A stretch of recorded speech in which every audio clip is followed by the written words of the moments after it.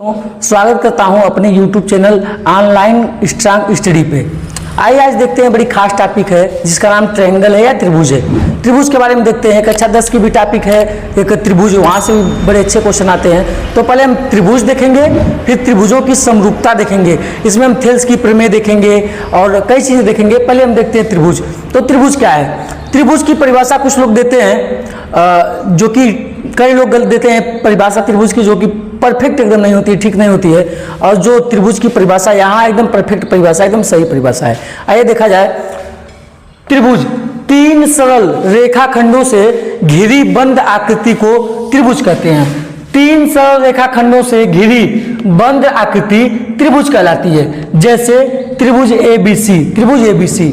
तो त्रिभुज की परिभाषा हुई तीन सरल रेखाखंडों से घिरी बंद आकृति त्रिभुज कहलाती है। ये हुई त्रिभुज की परिभाषा। अब आप जानिए कुछ चीज जानिए। जैसे त्रिभुज ABC त्रिभुज है, तो ये देखिए A, B और C, ये तीनों लोग त्रिभुज के शीर्ष कहलाएंगे। क्या कहलाएंगे?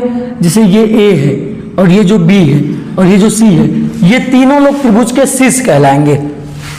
अच्छा, ये जो AB है और BC और AC, ये त्रिभुज की भुजाएं कहलाएंगी। तो हम कह सकते हैं त्रिभुज के शीर्ष, त्रिभुज के शीर्ष। त्रिभुज के शीर्ष कौन है?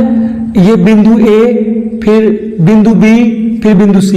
हम कहें भुजाएं, तो भुजाएं कौन कौन सी हैं? भुजाएं, पहली भुजा क्या है? AB, दूसरी भुजा क्या चीज है? BC, और तीसरी भुजा क्या चीज है? CA। तो ये शीर्ष हुए, ये भुजाएं हुए। और त्रिभुज के तीन अंतःकोण भी होते हैं, है ना? त्रिभुज के कोण, ये कोण A और कोण B और कोण C, ये त्रिभुज के तीन अंतःकोण होते हैं। और आप जानते होंगे त्रिभुज के तीनों अंतःकोणों का जो योगफल होता है वो 180 डिग्री होता है ना? 180। तो त्रिभुज के तीनों अंतःकोणों का योगफल 180 अंश होता है। ठीक, इसके बाद अच्छा दो चीज हमने देख ली। त्रिभुज की परिभाषा क्या थी? तीन सरल रेखाखंडों से घिरी बंद आकृति त्रिभुज कहलाती है। दूसरी बात, त्रिभुज के तीन शीर्ष होते हैं, तीन भुजाएं होते हैं और तीन अंतःकोण होते हैं। तीनों अंतःकोणों का योगफल 180 अंश होता है। अर्थात हम लिख सकते हैं कोण A प्लस कोण B प्लस कोण C बराबर 180। ये चीज। इसके बाद हमें देखना है त्रिभुजों का वर्गीकरण। त्रिभुजों का वर्गीकरण क्या होता है? त्रिभुजों का वर्गीकरण दो आधारों पे हुआ। एक तो भुजाओं के आधार पे और दूसरा कोणों के आधार पे। देखिए त्रिभुज का वर्गीकरण, ये त्रिभुज है। त्रिभुज का वर्गीकरण दो आधारों पे हुआ।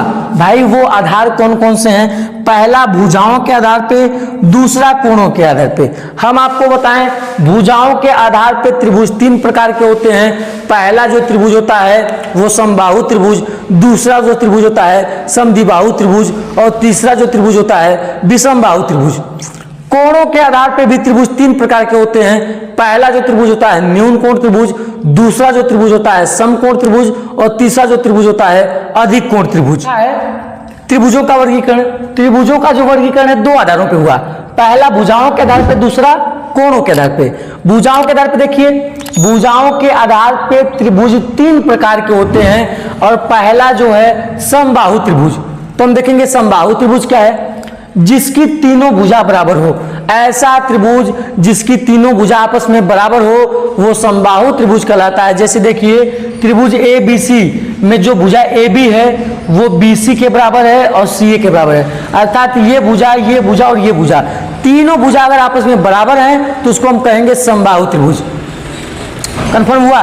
जैसे मान लीजिए AB 5 सेंटीमीटर, BC भी 5 सेंटीमीटर और CA भी 5 सेंटीमीटर, तो जो त्रिभुज होगा वो त्रिभुज कहलाएगा समबाहु त्रिभुज।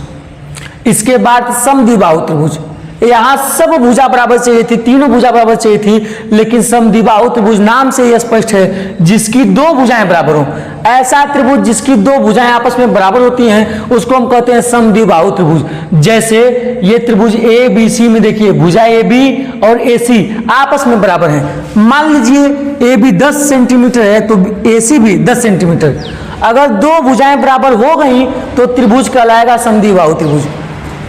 तो ऐसा त्रिभुज जिसकी दो भुजा आपस में बराबर हो उसको हम कहेंगे समद्विबाहु त्रिभुज। इसके बाद विषम बाहु त्रिभुज।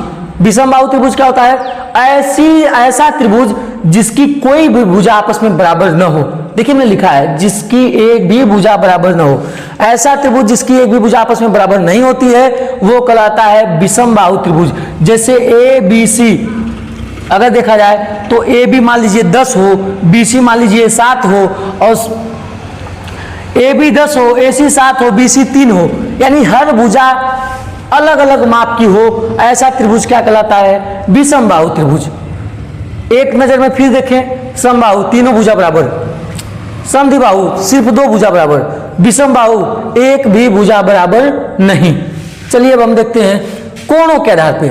कोणों के आधार पे भी त्रिभुज 3 प्रकार के होते हैं। पहला न्यून कोण त्रिभुज, दूसरा का समकोण त्रिभुज, और तीसरा अधिक कोण त्रिभुज। न्यून कोण त्रिभुज क्या कहलाएगा? ऐसा त्रिभुज जिसका सब कोण न्यून कोण हो, 90 से कम हो। जैसे देखिए ये त्रिभुज ए बी सी है तो कोण ए, कोण बी, कोण सी सब 90 से कम हो, सब न्यून कोण हो तो कहलाता है न्यून कोण त्रिभुज। ऐसा त्रिभुज जिसके सभी कोण न्यून कोण हो, लिख दीजिए, तो वो त्रिभुज न्यून कोण कहलाएगा। इसके बाद समकोण त्रिभुज। ऐसा त्रिभुज जिसका एक कोण समकोण हो, एक कोण, 2 कोण समकोण नहीं हो सकते, एक कोण 90 अंश हो उसको हम कहेंगे समकोण त्रिभुज। जैसे त्रिभुज ए बी सी में कोण जो बी है वो 90 अंश है, अर्थात कोण बी समकोण है, इसलिए त्रिभुज कहलाएगा समकोण त्रिभुज। इसके बाद देखिए अधिक कोण त्रिभुज। अधिक कोण त्रिभुज क्या होता है? ऐसा त्रिभुज जिसका एक कोण अधिक कोण हो, अर्थात 90 से ज्यादा हो। मान लीजिए त्रिभुज ए बी सी है, त्रिभुज ए बी सी में कोण बी जो है वो 90 से ज्यादा है, तो ये जो कहलाएगा वो अधिक कोण त्रिभुज कहलाएगा, क्योंकि इसका एक कोण अधिक कोण है।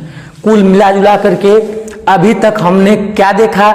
हमने ये देखा त्रिभुज की परिभाषा, 3 सरल रेखाखंडों से घिरी बंद आकृति त्रिभुज कहलाती है। इसके बाद हमने देखा त्रिभुजों का वर्गीकरण। त्रिभुजों का वर्गीकरण 2 आधारों पर हुआ, भुजाओं के आधार पे, कोणों के आधार पे।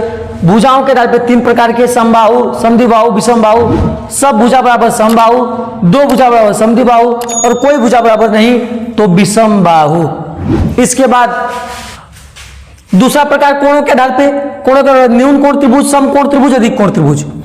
न्यून कोण त्रिभुज सब कोण 90 से कम, अर्थात न्यून कोण तो न्यून कोण त्रिभुज। एक कोण 90 से ज्यादा तो समकोण त्रिभुज, और एक कोण 90 तो समकोण त्रिभुज, और एक कोण 90 से ज्यादा तो अधिक कोण त्रिभुज। तो ये हुआ त्रिभुज और त्रिभुजों का वर्गीकरण। ये बातें आप बेहतरीन तरीके से समझ लीजिएगा। अगर समझ में नहीं आया तो वीडियो पुनः एक बार देख लीजिए। मैं तो यही कहूंगा कि एक बार और देखिए, आपको समझ में आएगा।